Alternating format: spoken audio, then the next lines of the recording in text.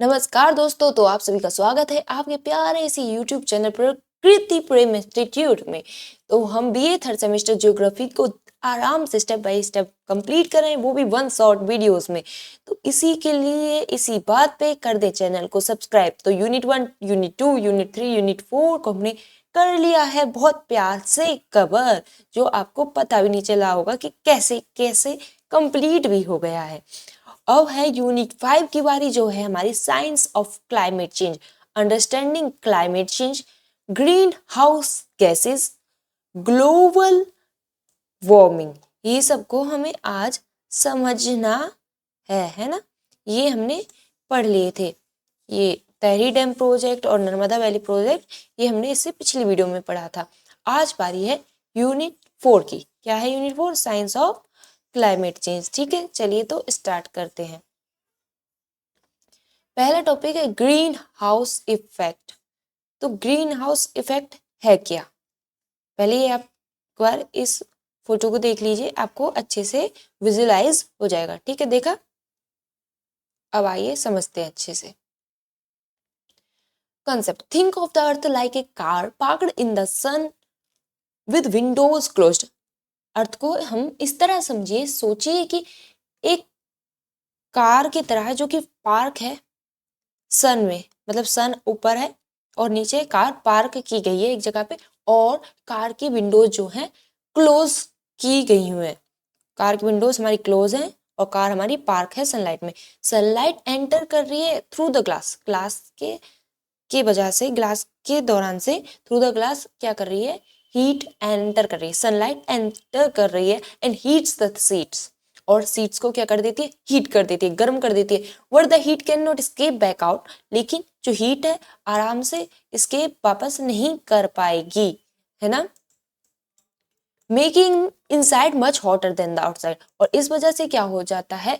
अंदर की तरफ क्या हो जाता है? ज्यादा गर्म हो जाता है, बाहर से ज्यादा अंदर गर्म हो जाता है। इसी तरह ग्रीन हाउस इफेक्ट भी है। तो ये जब नॉर्मली वर्क करता है तो ये बहुत अच्छा रहता है, हमारी अर्थ को रहने लायक एक लाइफ पॉसिबल करता है हमारी अर्थ पर। जब तक ये नॉर्मली वर्क कर रहा था, हमारी नॉर्मल अर्थ जो वर्क कर रही थी, जब हम लोगों ने इंटरफेयर किया इसमें, जो पॉल्यूशन वगैरह इतना कर दिया, उसके बाद से क्या हुआ? ये जो नॉर्मली वर्क था वो खत्म हो गया, कार जैसा माहौल हो गया। और कार में जब ग्लोबल वार्मिंग हो जाती है, मतलब एकदम गर्म गर्म हो जाती है, तो हम लोगों को कितना अजीब सा लगने लगता है कार के अंदर। हमको कार में रुकने का मन नहीं करता है और अलग अलग तरह की प्रॉब्लम होने लगती है। इसी तरह जब हमारी अर्थ हमारी ग्लोबल वार्मिंग का शिकार होगी, ग्रीन हाउस इफेक्ट का शिकार होगी, तो हमें भी दिक्कत आएगी, प्लांट्स को दिक्कत आएगी और इससे बहुत सारी प्रॉब्लम हो सकती है। अब इसका मैकेनिज्म क्या है हमने समझ लिया एक नॉर्मल तरीके से, और अच्छे से समझते हैं। इनकमिंग एनर्जी, मतलब एनर्जी आ रही है, ठीक है। The sun sends energy as a short wave radiation light which passes easily through the temperature. क्या है? जो सन है शॉर्ट वेव रेडिएशन भेज रहा है, मीन्स लाइट को भेज रहा है, जो कि आराम से एटमॉस्फेयर में पास हो जाती है, मतलब हमारे एटमॉस्फेयर में आ जाती है। फिर दूसरा क्या होता है? एब्जॉर्प्शन होता है। हमारे अर्थ का सरफेस जो है एनर्जी को एब्जॉर्ब कर लेता है, ग्रहण कर लेता है और गर्म हो जाता है। फिर आउटगोइंग एनर्जी क्या है? आउटगोइंग एनर्जी जो अर्थ है releases this heat back as long wave radiation, infrared या हीट कहेंगे इसको। और फिर बाद में हमारी अर्थ क्या कहती है? इस हीट को वापस भेज देती है। लेकिन जब ग्रीन हाउस गैसेज जो हैं एटमॉस्फेयर में ज्यादा हो जाएंगी तो दिक्कत होगी। मतलब जो ग्रीन हाउस गैसेज होती हैं, GHGs, एटमॉस्फेयर में होती हैं, एब्जॉर्ब करती हैं इस आउटगोइंग हीट को and radiate it back to the earth, और बाद में फिर से इसको रेडिएट बैक कर देती है अर्थ पर। इसकी वजह से अर्थ हमारी वार्म रहती है। विदाउट दिस नेचुरल इफेक्ट हम क्या हो जाते हैं? फ्रोजन, मतलब एकदम जम जाते, -80 डिग्री सेल्सियस टेम्परेचर हो जाता। और प्रॉब्लम, लेकिन जो अब ये फिर प्रॉब्लम क्या है? जब इतना ही अच्छा मतलब वार्म रख रहा है अर्थ को, हमें जीवन दे रहा है, तो फिर प्रॉब्लम क्या हुई ग्रीन हाउस इफेक्ट से? ये प्रॉब्लम हुई, इसको ग्रीन हाउस इफेक्ट को ह्यूमन एक्टिविटीज ने इनहेंस कर दिया और अच्छा कर दिया है। और अच्छा इसमें क्या होगा, गर्मी बढ़ेगी, गर्मी बढ़ेगी तो इसके नुकसान ही नुकसान है बरखुरदार, है ना। ये रहा हमारी पहली प्यारी सी हीट। बाद में क्या हुआ, ह्यूमन एक्टिविटीज के कारण ये गर्म गर्म। ठीक है, अब कॉजेज एंड इफेक्ट देखते हैं। कॉजेज क्या है, ये ऐसे क्यों हो रहा है, तो बर्निंग ऑफ फॉसिल फ्यूल्स, जो फॉसिल फ्यूल्स को जला रहे हैं, डिफॉरेस्टेशन कर रहे हैं, जो फॉरेस्ट होते थे कार्बन डाइऑक्साइड को ग्रहण कर लेते थे, मतलब ले लेते थे, एब्जॉर्ब कर लेते थे, लेकिन अब एब्जॉर्ब नहीं कर रहे हैं।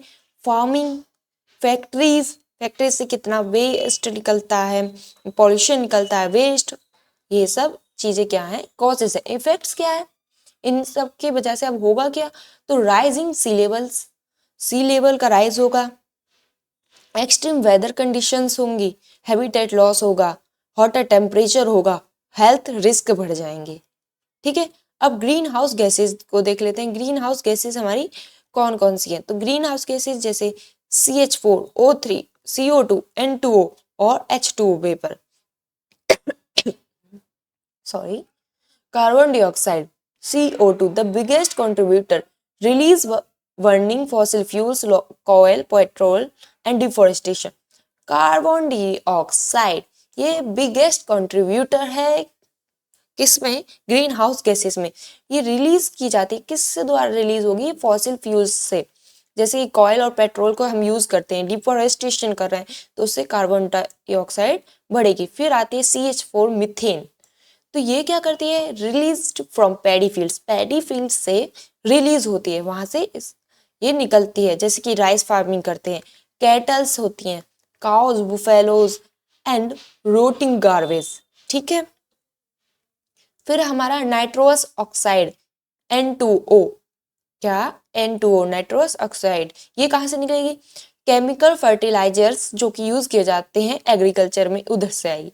CFCs क्लोरोफ्लोरोकार्बन्स, तो ये क्या कर रही है, ये कहाँ से आ रही है, ये जो ओल्ड एसीज और फ्रिजेस होते हैं वो में से गैसेस निकलती हैं और जो कि डैमेज करती हैं हमारी ग्लोबल वार्मिंग। तो ये क्या है, वैश्विक तापन, मतलब जो अर्थ के टेम्परेचर में राइज हो रहा है धीरे धीरे ग्रीन हाउस गैसेस की वजह से। मतलब जब ग्रीन हाउस गैसेस हमारी बढ़ती जा रही है उस वजह से हमारे जो टेम्परेचर में स्टेडी राइज हो रहा है, धीरे धीरे बराबर राइज होता जा रहा है, इसी को ग्लोबल वार्मिंग कहते हैं। एविडेंस इसका देखा जा सकता है कि हम कैसे कह सकते हैं कि तापमान बढ़ रहा है, वो हम ऐसे कह सकते हैं जो पोलर आइस कैप्स हैं वो पिघल रहे हैं, सी लेवल बढ़ रहा है और फ्रिक्वेंट हीट वेव्स आ रही हैं बार बार। फिर ग्लोबल क्लाइमेटिक असेसमेंट, ये क्या है, IPCC inter governmental panel on climate change. What is it, ये है क्या, IPCC क्या है, नाम से ही आपको थोड़ा थोड़ा पता चल रहा होगा। तो ये है a UN body established in 1988 by WMO and UNEP। तो 1988 में इसको WMO और UNEP ने इस्टेब्लिश किया और ये एक UN बॉडी है। इसका रोल क्या है, it does not do its own research, ये खुद रिसर्च नहीं करती है, जबकि ये कलेक्ट करती है और असेस करती है साइंटिफिक रिसर्च को जो कि पूरे वर्ल्ड से द्वारा पब्लिश की गई हैं। फ्रॉम, ये क्या करेगी, कलेक्ट करेगी, असेस करेगी जो साइंटिफिक रिसर्च है from all over the world to publish assessment reports. इनको कलेक्ट करके असेस करके फिर क्या करेगी, जो वर्ल्ड से सारी रिपोर्ट्स आई हैं उनको फिर सर्च करके असेस करके क्या करेगी, पब्लिश कर देगी, जिसको हम असेसमेंट रिपोर्ट्स कहते हैं। क्या कहते हैं, असेसमेंट रिपोर्ट्स कहते हैं। सिग्निफिकेंस क्या है इसका, These reports tell governments how bad the situation is।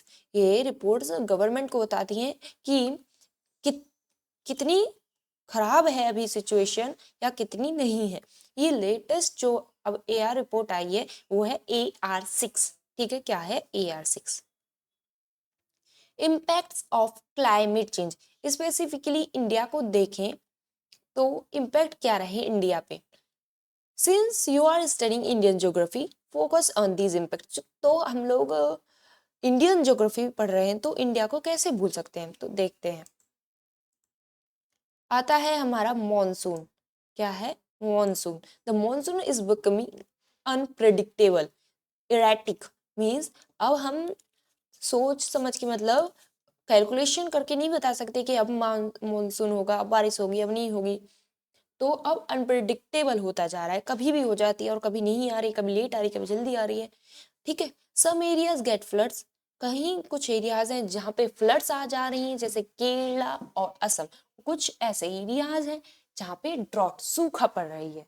कहीं तो भाई पानी की भरमार हो गई और कहीं सूखा पड़ रही है।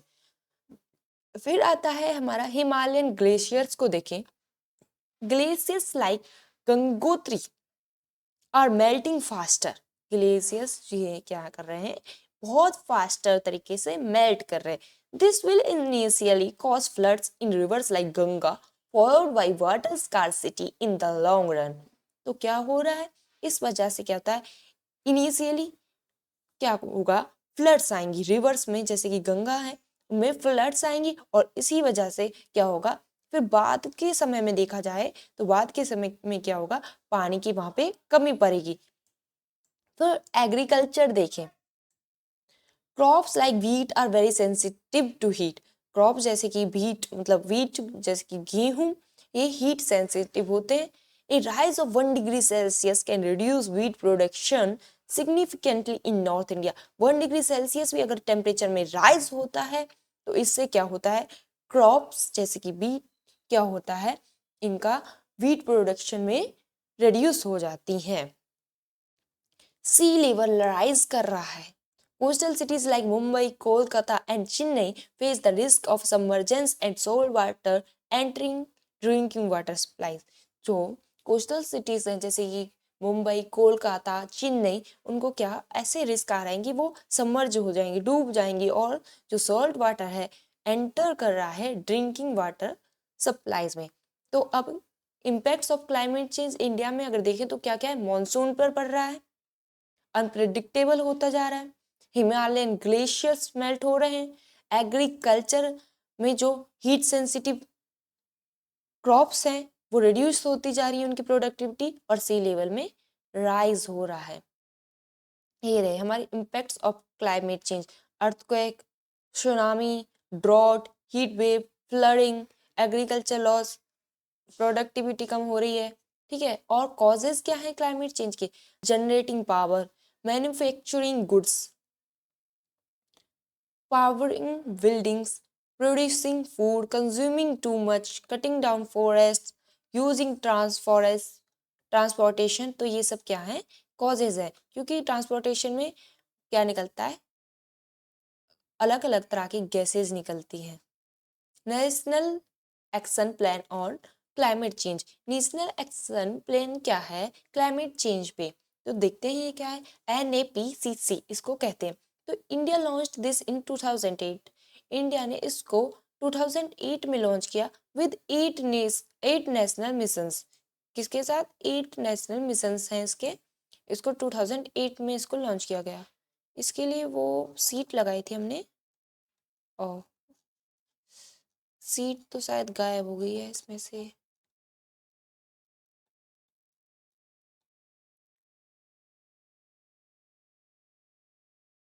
हाँ ये रही। तो national action plan on climate change NAPCC, it consist of 8 national missions. इसमें 8 नेशनल मिशंस आते हैं। You should memorise these names. आपको मतलब इन नामों को मेमोराइज करना चाहिए। Mission name, national solar mission, पहला क्या है, नेशनल सोलर मिशन। इसका ऑब्जेक्टिव क्या है, इसका ऑब्जेक्टिव क्या है, to aggressively promote solar energy utilisation and reduce dependence on fossil fuels. क्या करना है, सोलर एनर्जी को ज्यादा से ज्यादा यूज करना है। पहला ये हो गया हमारा। दूसरा दूसरा इसका वो क्या है मिशन, दूसरा है national mission for enhanced emergency energy efficiency, sorry, national mission for enhanced energy efficiency. मतलब क्या करना है कि to encourage industries to use less energy for same output. मतलब बार बार में जो सेम आउटपुट करनी है तो उसके लिए लेस एनर्जी यूज करें, ठीक है। जैसे star rated appliances, LED bulbs. National mission on sustainable habitat, तो नेशनल मिशन क्या है, सस्टेनेबल हैबिटेट पे। ये क्या है, तो मेक सिटीज ग्रीनर, सिटीज को ग्रीनर बना रहा है और हरा भरा बनाना है थ्रू बेटर वेस्ट मैनेजमेंट। अच्छे से वेस्ट का मैनेजमेंट किया जाए, पब्लिक ट्रांसपोर्ट किया जाए, पब्लिक ट्रांसपोर्ट को बेटर किया जाए और एनर्जी इफिशिएंट बिल्डिंग्स बनाए जाए। फिर आता है हमारा चौथा, national water mission to conserve water, minimise wastage. पानी को कम से कम फैलाएं, उसको कम से कम वेस्ट करें, कंजर्व करें वाटर को, इम्प्रूव करें वाटर यूज एफिशिएंसी को 20% से। National mission for sustaining Himalayan ecosystem, इसमें क्या है, तो protect fragile biodiversity and glaciers of the Himalayan region. तो प्रोटेक्ट करना है हमें फ्रेजाइल, हमारी नाजुक सी बायोडाइवर्सिटी को और ग्लेशियर्स को। National mission for green India, इसमें क्या करना है, to increase forest tree cover on 5 million hectare of land. Afforestation की नाम मतलब पेड़ों को उगाना है। National mission for sustainable agriculture, इसमें क्या करना है, to make farming resilient to climate change using drought resistant crops and soil health management पे हमने ध्यान देना है और क्रॉप्स ऐसी यूज करनी है जो हमें मदद करें। फिर आता है to build a dynamic knowledge system and fund research on climate science in India. तो national action plan on climate change NAPCC, इसमें 8 मिशंस हैं, 2008 में लॉन्च हुआ था। तो कौन कौन से mission, solar mission, solar energy को ज़्यादा से ज़्यादा यूज करना है। इनहेंस्ड एनर्जी इफिशिएंसी, मतलब लेस एनर्जी यूज करनी है इंडस्ट्रीज को। National mission on sustainable habitat, greener cities को ग्रीनर करना, हरा भरा करना है। सस्टेनेबल हैबिटेट, हैबिटेट ठीक है, तो क्या करना है, सिटीज को हरा भरा करना है। वाटर मिशन, वाटर को कंजर्व करेंगे। Mission for sustaining the Himalayan ecosystem, Himalayan ecosystem biodiversity को बचाना है। ग्रीन इंडिया, फॉरेस्ट उगानी है, फॉरेस्ट लगानी है। National mission for sustainable agriculture, sustainable agriculture करना है, ऐसे क्रॉप्स उगानी है जो ड्रॉट वगैरह को झेल पाए। National mission on strategic knowledge for climate change, ठीक है। यूनिट 4 यहीं पे होती है कंप्लीट। तब तक के लिए धन्यवाद।